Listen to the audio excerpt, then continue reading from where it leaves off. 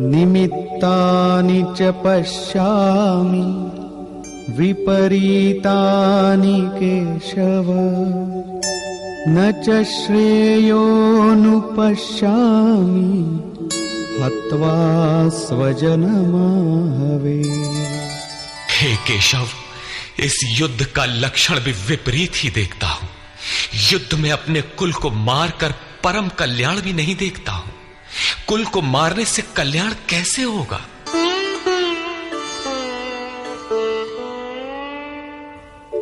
न कांक्षे विजयं कृष्ण न च राज्यं सुखानि च किन्नो राज्येन गोविन्द किं भोगैर्जीवितेन वा।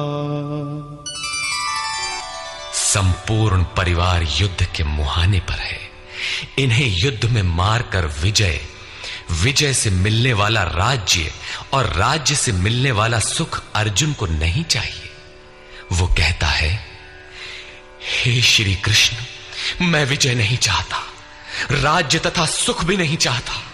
हे गोविंद, हमें राज्य या भोग अथवा जीवन से भी क्या प्रयोजन है? क्यों?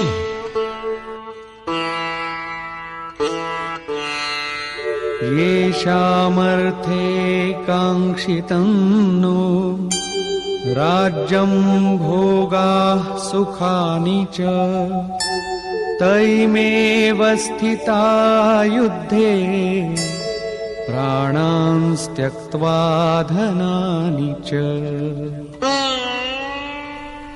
हमें जिनके लिए राज्य भोग और सुखादिक इच्छित हैं, वे ही परिवार जीवन की आशा त्याग कर युद्ध के मैदान में खड़े हैं। हमें राज्य इच्छित था तो परिवार को लेकर, भोग सुख और धन की पिपासा थी तो स्वजन और परिवार के साथ उन्हें भोगने की थी।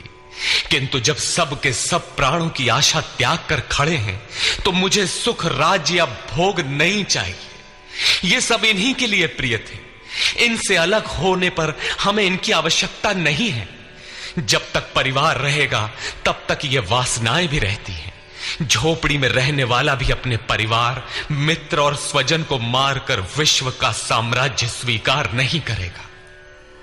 अर्जुन यही कहता है कि हमें भोग प्रिय थे, विजय प्रिय थी, किंतु जिनके लिए थी, जब वे ही नहीं रहेंगे तो भोगों से क्या प्रयोजन?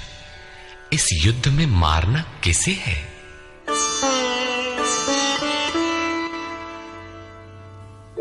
आचार्याः पितरः पुत्राः तथैव च पितामहाः मातुलाः श्वशुराः पौत्राः शालाः संबंधिनस्तथा।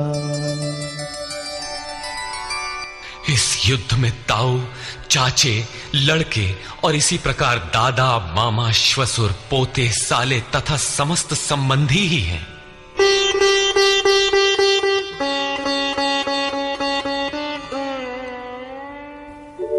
एतान्न हन्तुमिच्छामि घ्नतोऽपि मधुसूदन अपि त्रैलोक्यराज्यस्य हेतोः किन्नु मही कृते। हे मधुसूदन, मुझे मारने पर भी अथवा 3 लोक के राज्य के लिए भी मैं इन सबको मारना नहीं चाहता। फिर पृथ्वी के लिए कहना ही क्या? 18 अक्षौहिणी सेना में अर्जुन को अपना परिवार ही दिखाई पड़ा। इतने अधिक स्वजन वास्तव में क्या हैं? वस्तुतः अनुराग ही अर्जुन है। भजन के आरंभ में प्रत्येक अनुरागी के समक्ष यही समस्या रही है। सभी चाहते हैं कि हम भजन करें, उस परम सत्य को पालें, किंतु किसी अनुभवी सद्गुरु के संरक्षण में कोई अनुरागी जब क्षेत्रज्ञ के संघर्ष को समझता है कि हमें किन से लड़ना है, तो वो हताश हो जाता है। वो चाहता है कि हमारे पिता का परिवार, ससुराल का परिवार, मामा का परिवार, सुहृद, मित्र और गुरजन साथ रहे। सभी सुखी रहें और इन सब की व्यवस्था करते हुए हम परमात्म स्वरूप की प्राप्ति भी कर लें। किंतु जब वो समझता है कि आराधना में अग्रसर होने के लिए परिवार छोड़ना होगा, इन संबंधों का मोह समाप्त करना होगा, तो वो अधीर हो उठता है। पूज्य महाराज जी कहा करते थे, मरना और साधु होना बराबर है। साधु के लिए सृष्टि में दूसरा कोई जीवित है भी, किंतु घर वालों के नाम पर कोई नहीं है। यदि कोई है तो लगाव है, मोह समाप्त कहां हुआ? जहां तक लगाव है उसका पूर्ण त्याग, उस लगाव के अस्तित्व मिटने पर ही उसकी विजय है। इन संबंधों का प्रसार ही तो जगत है, अन्यथा जगत में हमारा क्या है? तुलसीदास कहे चिद विलास जग, बूझत बूझत बूझ है। मन का प्रसार ही जगत है। योगेश्वर कृष्ण ने भी मन के प्रसार को ही जगत कहकर संबोधित किया। जिसने इसके प्रभाव को रोक लिया, उसने चराचर जगत ही जीत लिया। इहैव तैर्जितः सर्गो येषां साम्ये स्थितम मनः।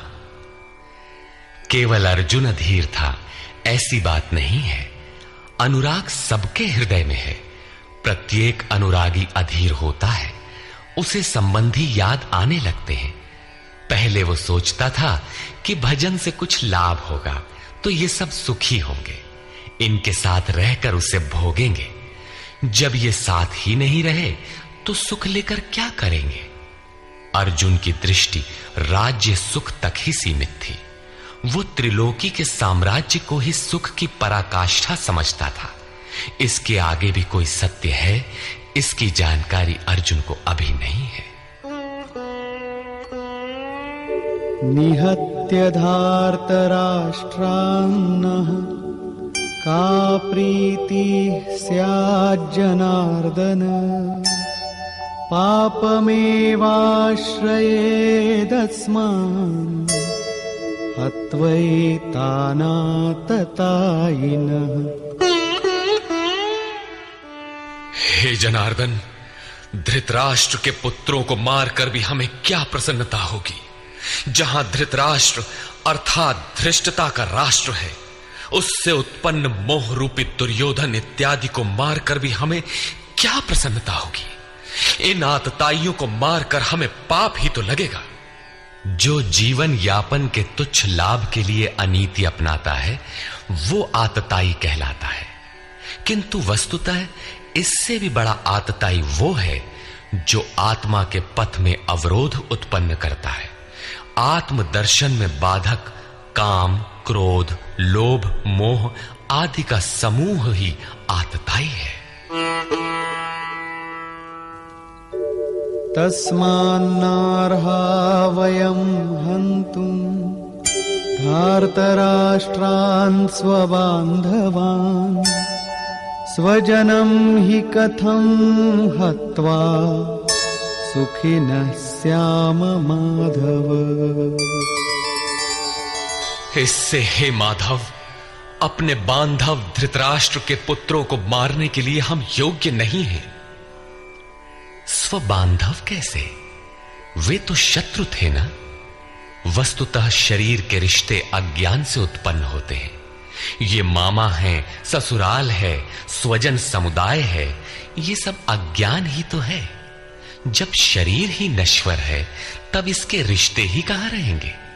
मोह है तभी तक सुहृद है, हमारा परिवार है, हमारी दुनिया है। मोह नहीं तो कुछ भी नहीं। इसीलिए वे शत्रु भी अर्जुन को स्वजन दिखाई पड़े। वो कहता है कि अपने कुटुंब को मारकर हम कैसे सुखी होंगे? यदि अज्ञान और मोह न रहे तो कुटुंब का अस्तित्व न हो। यह अज्ञान ज्ञान का प्रेरक भी है। भर्तृहरि, तुलसी इत्यादि अनेक महानुभावों को